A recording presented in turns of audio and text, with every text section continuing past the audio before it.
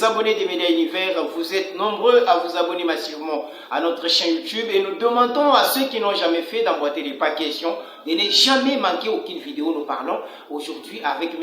Oscar Ngoyi, habitant de Sokopao, ce quartier qui a déjà plusieurs documents reconnus par l'État congolais, mais aux manœuvres de l'honorable Chekoko Moulumba, il se retrouverait que l'homme est descendu sur place en faisant l'appel au ministre des Transports Chérébé Okende, à général Kassongo et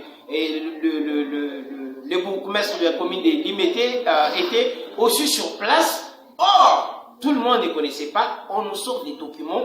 Tous les habitants de Sokopa ont leurs documents, ils viennent même de gagner devant la justice, dont l'État congolais reconnaisse que ces gens ont leurs documents et pourquoi pas, il a permis, c'est un droit, comme on dit, c'est un droit. Ainsi, nous parlons avec M. Oscar Ngoyi, qu'on comprenne un tout petit peu, est-ce que ces gens ont des documents ou bien n'en ont pas? Voilà, au reste du contraire, nous recevons. Bonjour, M. Oscar Ngoyi. Bonjour, monsieur. Merci. Cette émission est bilingue parce qu'il y a des gens qui veulent vraiment comprendre qu'est-ce qui se passe dans le terrain Sokopao. Et nous pouvons parler en lingala, en français, pour permettre à tous ces gens de comprendre de quoi il s'agit. Voilà, est-ce que vous pouvez regarder notre public et vous présenter? Moi, je suis M. Oscar Ngoyi.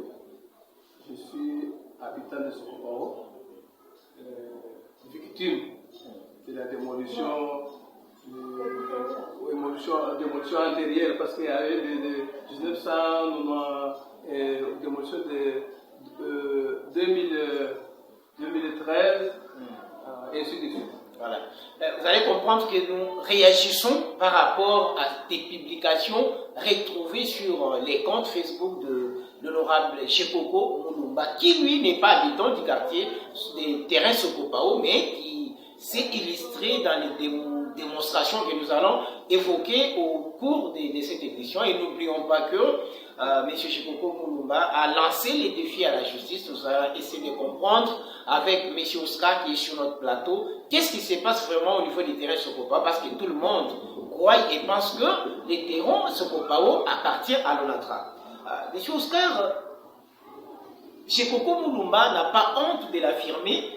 Partout où il passe, disons que ces terrains appartiennent à l'ONATRA.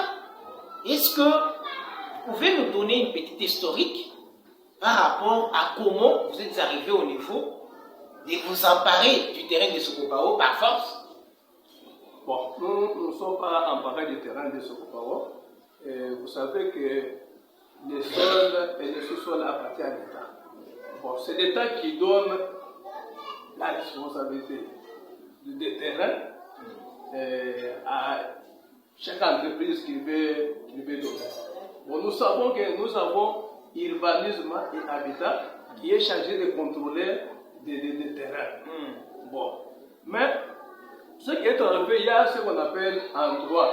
Il y a la rétrocession. Rétrocession des faits et rétrocession des droits. Mais en 1993, la société ex-ONATRA avait rétrocédé la terre, partie de la terre que l'État l'avait donnée, à l'État zaïrois à ce temps-là. Ok. Alors, le ministre des tutelles, c'est-à-dire ministre des Affaires foncières et urbanisme de ce temps-là, avait pris l'arrêté numéro 1440/023 bis du 2 décembre 1993 en créant 483 parcelles. Bon, au mois de décembre, le 30 décembre de cette même année, le même ministre avait désaffecté ce terrain-là. Bon, donc les terrains ex-ONATRA étaient désaffectés pendant ces temps-là. Oui. Est-ce qu'il y a même une mention? Parce que l'honorable Chekoko l'affirme tout le temps que les terrains n'ont jamais été désaffectés. Mais on veut comprendre, parce que moi je dois les lire, Je peux lire à partir parce que ça se trouve dans l'arrêt du Conseil d'État. Okay. Peut-être il n'a pas eu le temps de lire. Oui, je peux lire à partir d'ici. Okay. Même pas j'ai dit pour que ça ne soit pas comme des lithopies. Ce sont les documents. Et que l'honorable Chepoko doit avoir aussi l'habitude d'exhiber les documents, ça doit nous aider. Il ressort des éléments du dossier que par l'arrêté numéro 1440/0213 bis du 2 décembre 1993, les ministres nationaux des Affaires foncières avaient créé les lotissements dénommés Extension Sokopao 1, 2 bis et 3 dans la concession concédée à l'État par l'Office national des transports ONATRA en sigle. Actuellement, Société congolaise des ports des transports SCTP en sigle, se trouvant entre les premières et la 12e rue Limété, comportant 483 parcelles de terres à l'usage résidentiel. Le 30 décembre 1993, la même autorité prit l'arrêté numéro 022-7/93 portant désaffectation d'une bande de terres de 20 hectares située dans les domaines de l'ONATRA. Voilà, c'est un document. Je crois que notre caméraman et réalisateur doit tirer la photo de ce document pour les mettre. Ici déjà, il faut dire, M. Oscar, ces documents viennent contredire honorable Chepoko, qui ne reconnaît pas que le terrain est déjà désaffecté depuis 7 ans. Bon, je ne sais pas, je pense que l'honorable député n'a pas encore lu ces documents. Ah, il n'a pas encore lu? Oui, il n'a pas encore lu. Il est ignorant de ça. Il n'a pas lu ça. Okay. Si au moins... Ou bien il comprend les mots des affectations de sa manière. Parce que nous devons préciser avec le public, les désaffectations viennent du verbe désaffecter qui veut dire enlever les caractères publics vers privé. Donc un lieu, un édifice, donc l'État, on enlève ces caractères. C'est ce qui est fait avec ces documents à l'appui. Non, son problème, moi je vois qu'il n'a pas eu le temps de lire ça. Parce que si au moins il a lu ça, il ne devrait pas... Nous allons partager ça sur sa page Facebook et son compte, on va lui envoyer aussi par WhatsApp. Je crois que l'honorable Chepoko, c'est un homme bien, il va quand même lire et prendre ses armes, les retourner dans les salles. Le problème c'est qu'il n'a pas lu, peut-être il n'a pas encore lu ces documents. Je pense qu'aujourd'hui, s'il sera en possession de ces documents, bon, il va changer. Celui qui ne change pas, c'est le diable, il va changer. Il va changer. Parce que c'est pas tout. Ce n'est pas tout. C'est pas tout. Non, pas tout. Non, vous n'avez pas seulement ça. Non, c'est pas seulement ça. Mais on évolue alors. Oui. Le 4 juin 2017, avec le ministre Koko Nyang. Koko Nyang avait fait une approbation. Tu peux encore vous lire, je ne sais pas si je peux retrouver ça. Koko Nyang encore. Il était ministre de l'urbanisme. Oui. Koko Nyang était ministre de... Il était au courant de cette affaire. Il a pris aussi une décision. De Koko Nyang. Oui. En tant que ministre. Le 4 avril 2017, Koko Nyang a pris un arrêté numéro 4/mine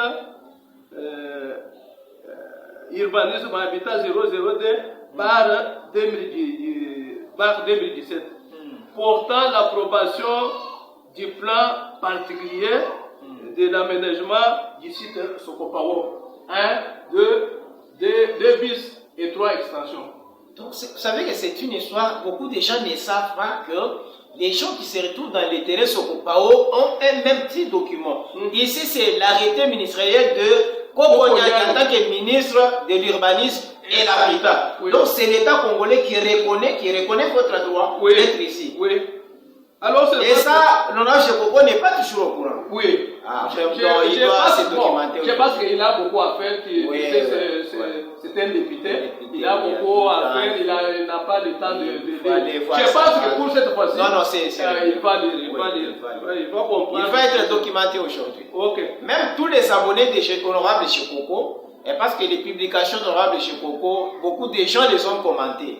Ces gens-là doivent avoir une lumière, mais l'honorable était aussi en retard par rapport aux documents. Je crois que tout le monde sera fixé.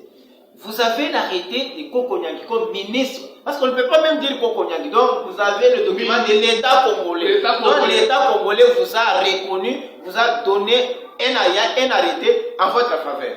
C'est pas tout. Mais à part ça, mais ce n'est pas mais il faut l'affaire foncière aussi, vous n'avez rien. Ah, ok. Hein, l'affaire foncière, parce que... L'affaire foncière, le ministre des Affaires foncières, au mois de... De Mobutu ou bien de... Non. C'est Kabanga Nobi. Kabanga Nobi, voilà, c'est sous le régime de Joseph Kabila Kabanga. Le 6 août. Un arrêté encore. Le 6 août 2017. Kabanga Nobi a confirmé ce que Koko Nyanga avait fait. La création a confirmé 968 parcelles sur le site Sokopao. Tu vois? Un arrêté. Arrêté des affaires foncières. Création de 968 parcelles. Au site Sokopao. Là, c'est encore, ça vient renforcer encore la thèse de ceux qui pensent et qui croient que l'État congolais, on n'a jamais volé un terrain de l'État congolais. Mais est-ce que ces documents, l'arrêté de Kabanga Nobi, est-ce que vous l'avez aujourd'hui? Ou bien, est-ce qu'on l'a reconnu par tous les gouvernements qui viennent en place, ou bien c'est comment? Bon, cet arrêté avait un peu souffert, dans quel sens? Parce que le changement de gouvernement Tchibala. Ah oui, il y a eu le ministre, le maire a demandé. Voilà, à l'affaire foncière. Oui. Voilà, l'affaire foncière. Quand il est venu, il a abrogé l'arrêté de Kabanga Nobi.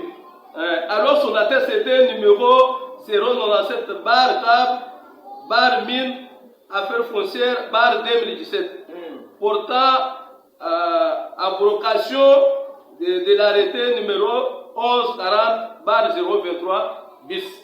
Ça c'est le maire qui vient abroger l'arrêté de Kabanga Nobi. Donc vous avez les documents, l'arrêté ministériel de l'urbanisme et habitat. Vous avez aussi des affaires foncières, mais quand le maire vient, il abroge l'arrêté donné par Félix Kabanga Nobi. Voilà. Là, vous êtes en difficulté alors. Oui, quand nous sommes en difficulté, c'est pourquoi nous sommes allés saisir les cours et tribunaux. Vous êtes allé à la justice? Oui, à la justice. Contre qui? Contre l'arrêté contre la République. Mais là, vous n'allez pas gagner. Contre la République démocratique du Congo. Mais là, vous n'allez pas gagner. Mais nous avons gagné. Vous avez gagné, c'est vrai. Oui, nous avons gagné. Parce que nous avons des décisions. Le Conseil d'État déjà rendu. Oui, a rendu son arrêt. Oui, son arrêt, oui. Il nous a reconnu. En quelle année? Mais c'est en 2021. 2021, là, Félix Tshisekedi est déjà président. Oui, la requête a été déposée en 2018. Oui, en 2018. C'est là où nous avons saisi la cour le Conseil d'État. Mais avant c'était Cour suprême de la justice. Oui, voilà, Cour suprême. Nous avons saisi la Cour suprême de la justice. Alors on a cédé ça, Conseil d'État. C'était en matière administrative. Mais comme nous étions en matière administrative, c'est pourquoi nous avons gagné. Parce qu'il y avait des arrêtés antérieurs. Il y avait des arrêtés antérieurs. En fait, les juges, quand vous êtes allés vous plaindre, les juges trouvent que vous aviez quand même les documents, vous avez fait les parcours. Donc, si on veut comprendre les jugements rendus par le Conseil d'État, ça doit être juste l'annulation de la décision des Lumières, parce que vous avez déjà... Oui, c'est juste l'annulation des Lumières, c'est tout. Donc les juges n'ont pas créé un nouveau siècle. Non, les juges n'ont pas créé quelque chose de spécial, non. Il a vu seulement que Kabanga Nobi avait travaillé en 2017 et a rendu... Koko Nyanga. Même les ministres du temps de Mobutu n'ont pas. Yoko Yangembe. C'est ça les ministres qui étaient affaires foncières, urbanisme, habitat et aménagement du territoire. Le ministre là. Tu vois, il a fait tout à main. Affaires foncières, urbanisme, habitat et aménagement des territoires.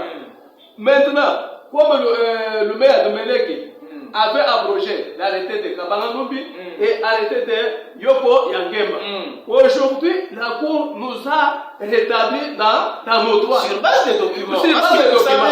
Sur base des documents. Devant la justice, on n'y va pas avec des paroles. Comme il y avait, pourquoi nous avons gagné? Nous avons gagné parce que la société avait d'abord rétrocédé la terre. L'ONATRA n'existe pas dans cette affaire. Voilà, n'existe même pas dans cette affaire.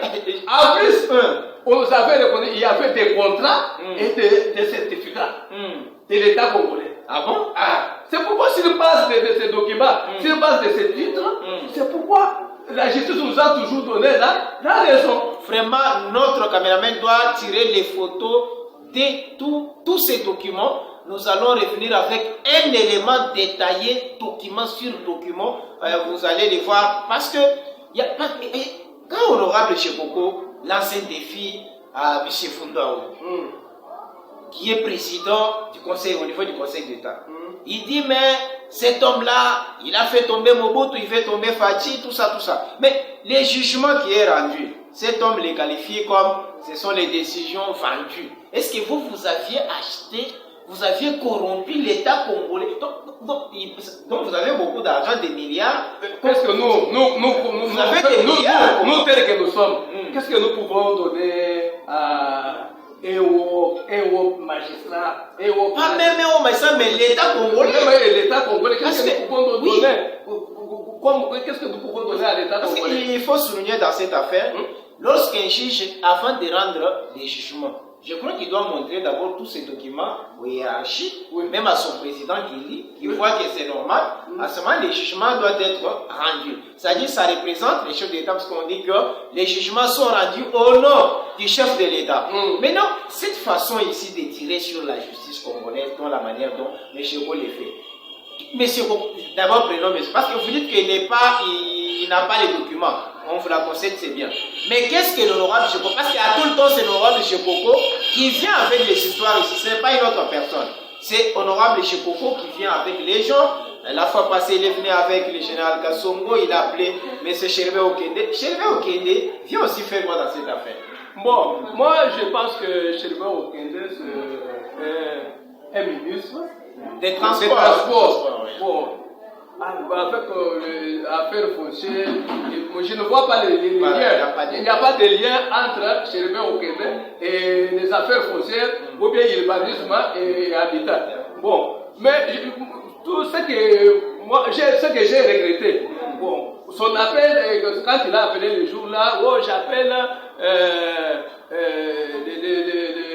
les députés provinciaux, les députés nationaux, des bourgmestres et les victimes qui les amènent leurs documents pour qu'on trace ça pour... Il appelle aussi les conseils d'État. Oui. Donc les conseils d'État... Est-ce que vous pouvez nous expliquer d'abord cette histoire? À quel niveau les ministres peuvent convoquer les conseils d'État pour lui donner les injonctions sur la matière judiciaire? Ça c'est tout dans la loi congolaise, ou pas? Expliquez-moi, parce que non, moi je ne m'en sors pas dans cette affaire. Bon, moi je ne sais pas ce qui est en train de se faire. Tout ce que je sais que l'article 151 de la Constitution stipule que aucun député,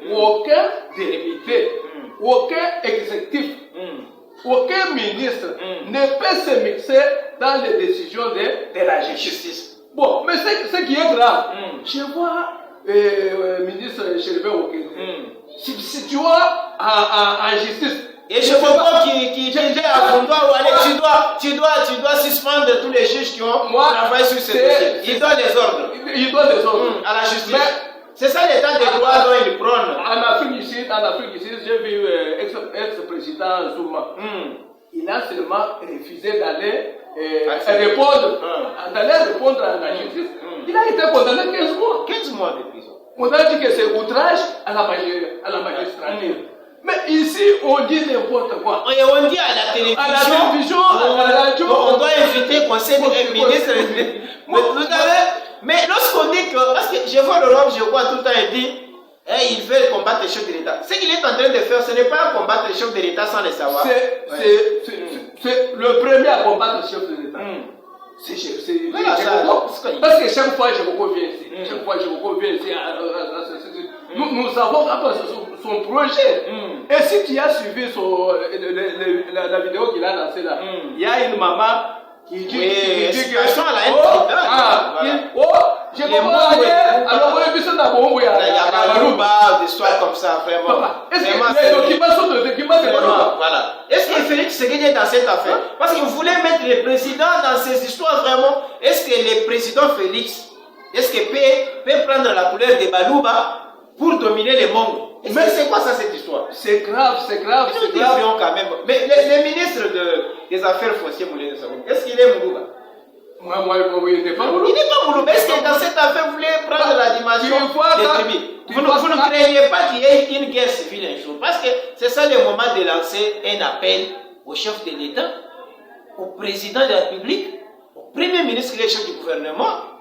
Cette histoire-là d'incitation, ces déclarations de la maman qui veut opposer les Hmong et les Loups.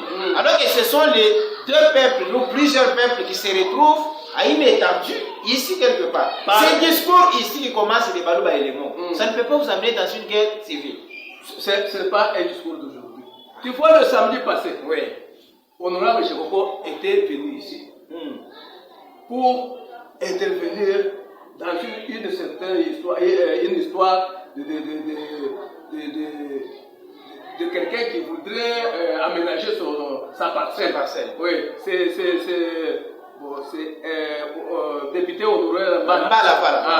Il y a eu des approches. Il est allé même à la police. Il a humilié cette là. Oui, il est allé même à la police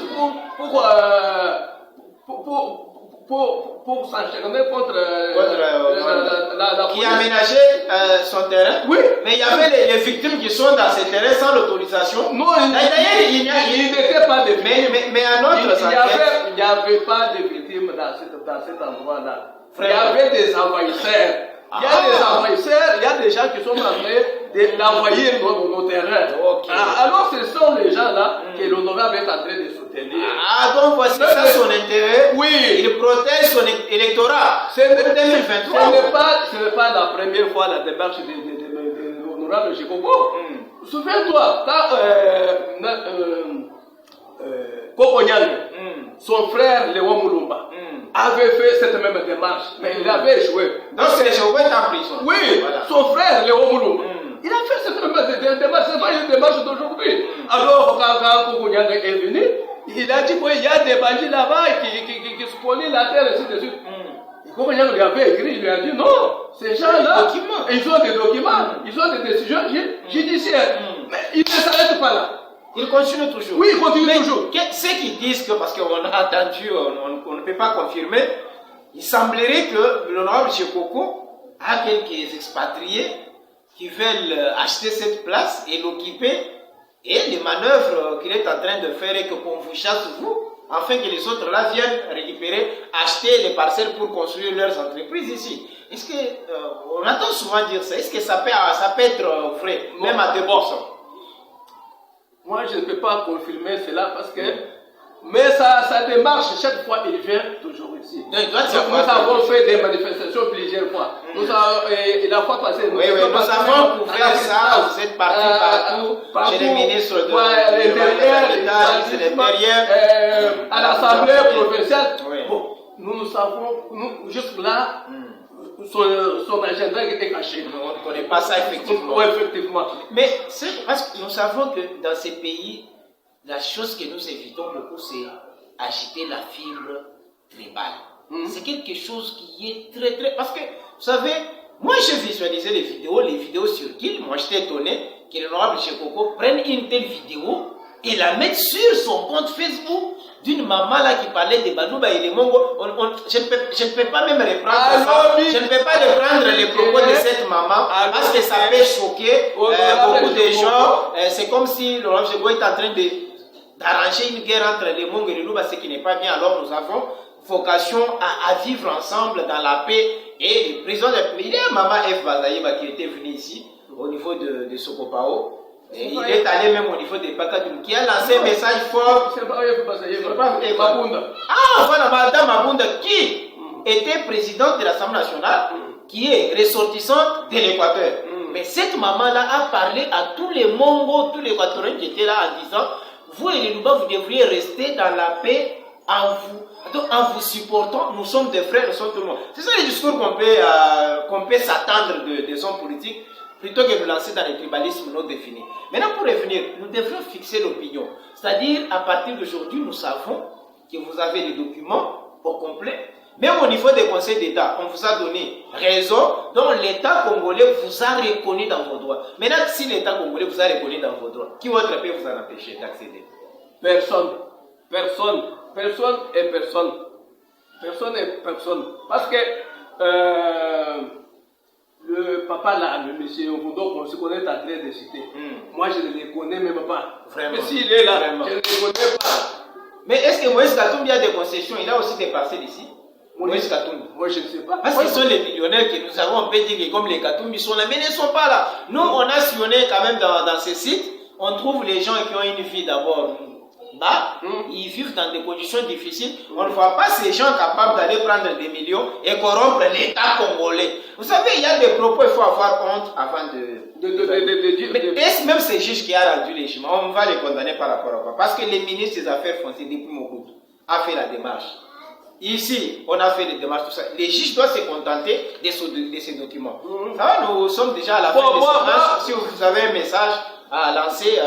Non, moi, mon souci, je n'ai pas un message quelconque, mais tout ce que je peux dire, je souhaiterais que le président Félix Fachi, qui doit d'abord rester au pouvoir même 50 ans, vraiment, pour d'abord travailler, effacer ces antivaleurs. Nous avons souffert avec des gens, nous avons été détruits ici. Et chez beaucoup de l'IDPS. Mais pourquoi vous détruisez? Non, il n'est pas de l'IDPS. Non.